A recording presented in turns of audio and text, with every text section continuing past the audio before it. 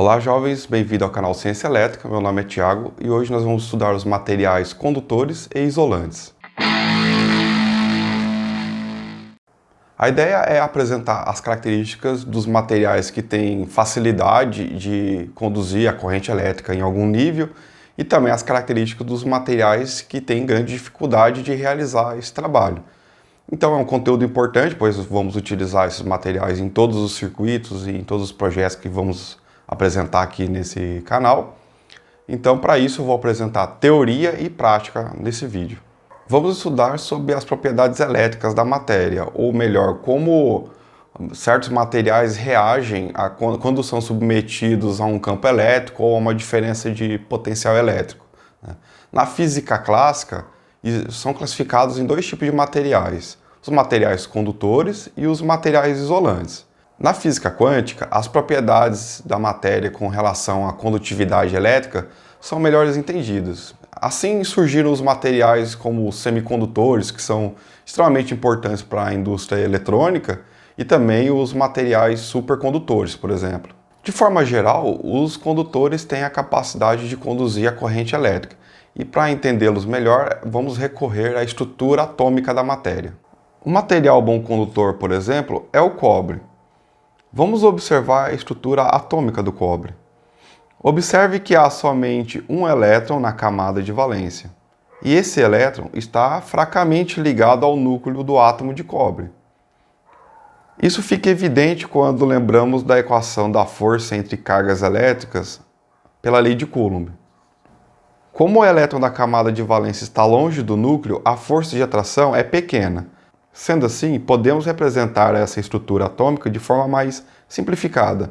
Nessa representação, podemos ver que o átomo agora é representado por um íon positivo, ou seja, uma carga positiva e um elétron livre, que seria o elétron da camada de valência do cobre.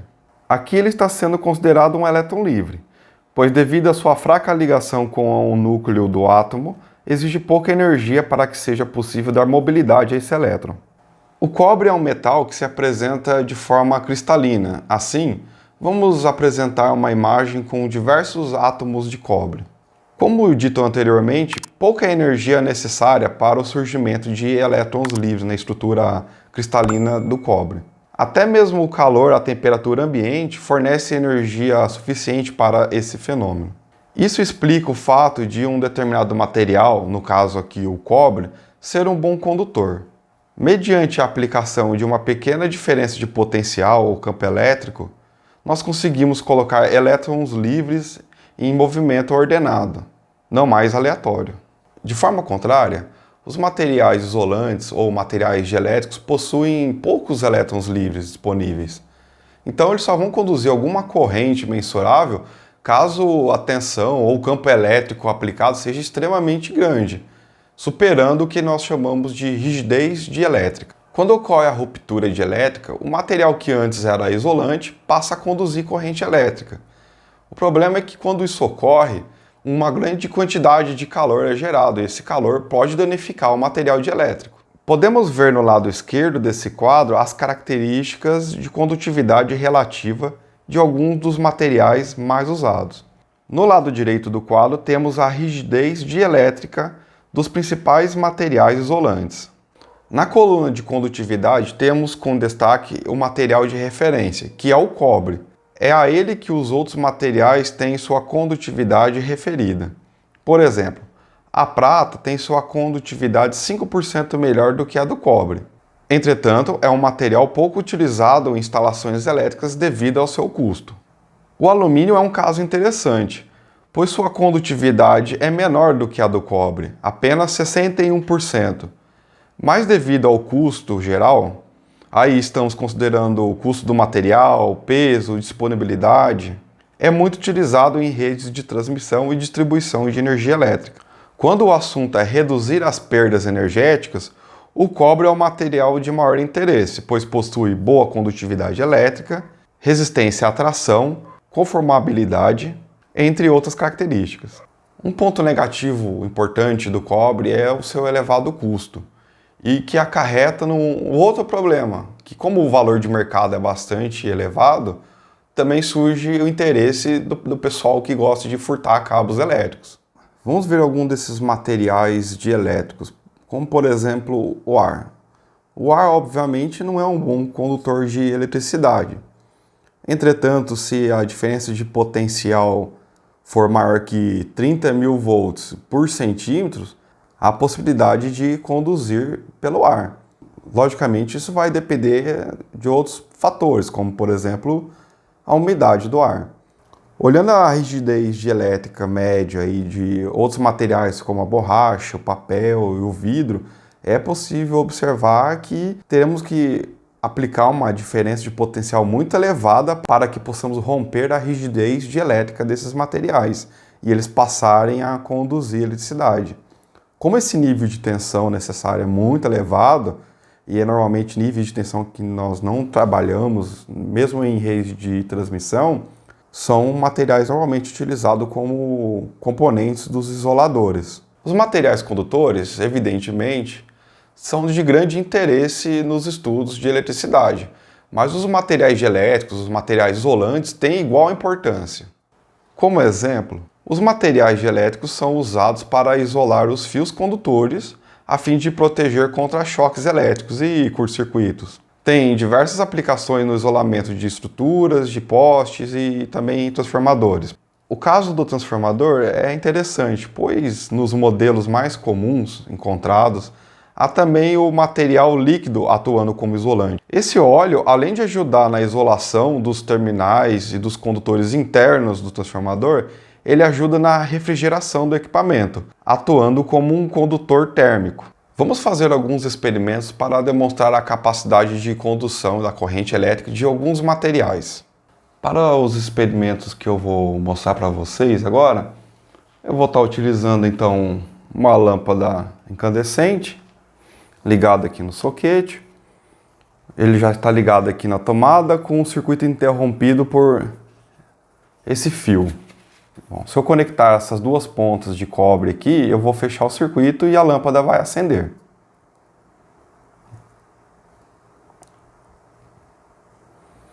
Então a ideia aqui é que eu vá testando esses materiais que eu tenho aqui na mesa e verificar aí se eles vão conduzir ou não conduzir corrente elétrica. Dentre esses materiais eu selecionei aqui, por exemplo, um pedaço de fio de cobre. Tem aqui também um pedaço de arame galvanizado, um parafuso de aço, tem madeira, tem borracha, tem fita isolante. Lógico que vocês têm que observar que eu estou fazendo isso utilizando uma luva de proteção, uma luva que também é isolante, não tem perigo aqui de eu encostar e tomar um choque. Vocês devem sempre utilizar aí os equipamentos apropriados de segurança, né? Aqui então eu desencapei para ter acesso à parte do condutor, que é o cobre, e eu tenho aqui o material isolante. Aqui, se eu encostar os dois materiais aqui, como eles são isolantes, não haverá condução elétrica.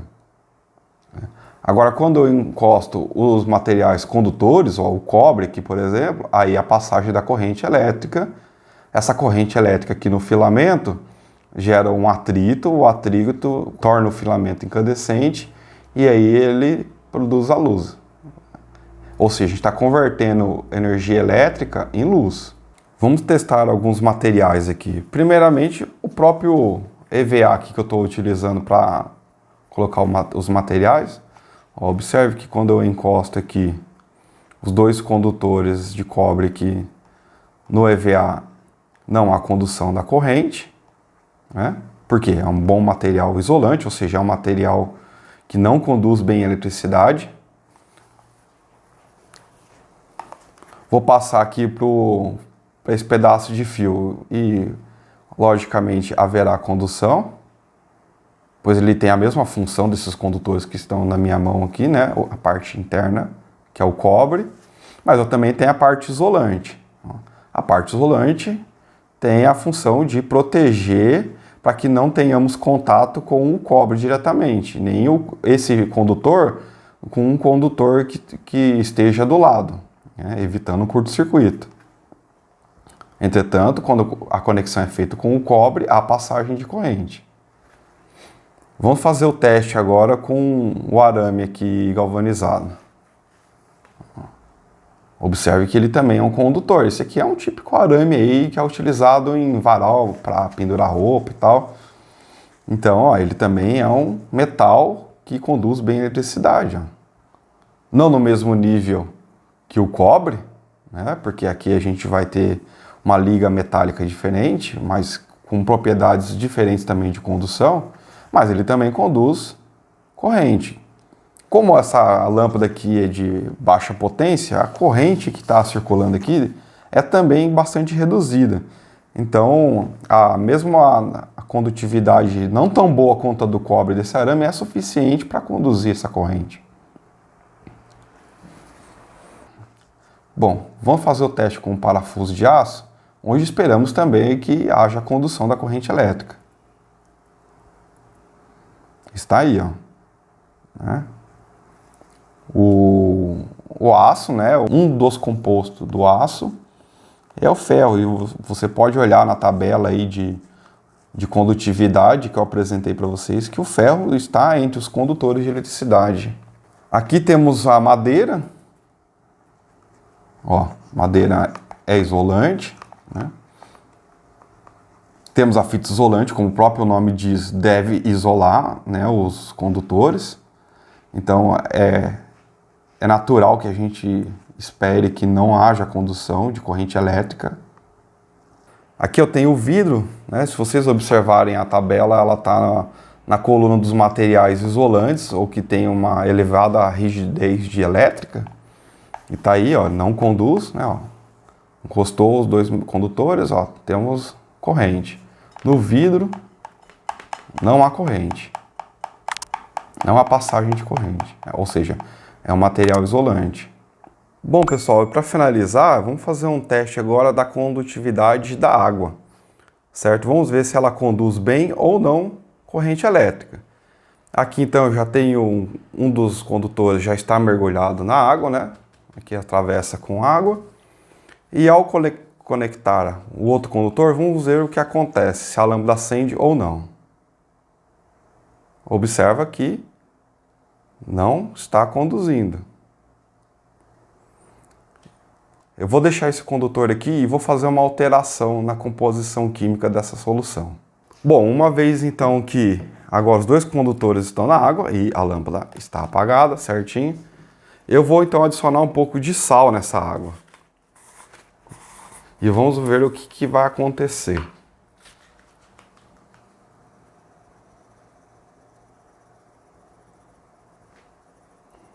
Observe bem o que está acontecendo com a lâmpada.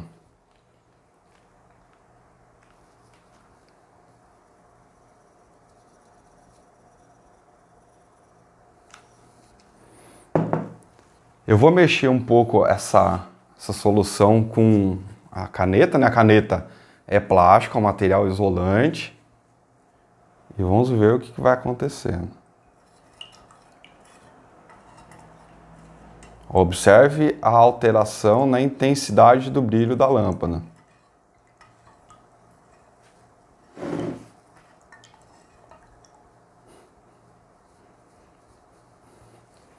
Ou seja, a água salgada ela conduz eletricidade. Eu vou soltar um desses condutores e vou movimentar ele aqui dentro da água. Vamos ver o que vai acontecer.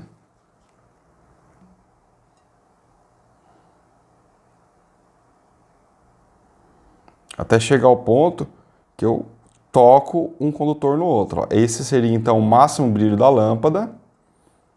E agora a condutividade está sendo realizada pela água salgada. Ao adicionar o cloreto de sódio na água, ou seja, o sal de cozinha comum, o que está acontecendo aqui é que eu tenho então liberação de alguns íons negativos na água, ou seja, há surgimento de elétrons livres, tornando a água que antes não estava atuando como um bom condutor de eletricidade, agora um condutor razoável até, né? Bom, então esse foi mais um experimento, né? Como vocês viram, a propriedade da matéria, a composição, como a estrutura atômica dos materiais utilizados influenciam na condutividade elétrica, né? Bom, pessoal, espero que vocês tenham gostado das experiências que eu executei aqui nesse vídeo, né? Lembre-se, tome muito cuidado ao mexer com a energia elétrica, ainda mais no nível maior do que é costume a gente utilizar aí com baterias e pilhas, né? Aqui eu estou trabalhando com a rede elétrica, né? Temos 127 volts aqui disponível acionando essa lâmpada, então tome muito cuidado, né? Bom, jovens, eu agradeço por vocês terem assistido o vídeo até aqui. Deixe seu like, verifique a sua inscrição no canal e deixe um comentário também aí com dicas, sugestões, críticas, que seja, que eu busco ler todas elas, tá? Forte abraço e até logo.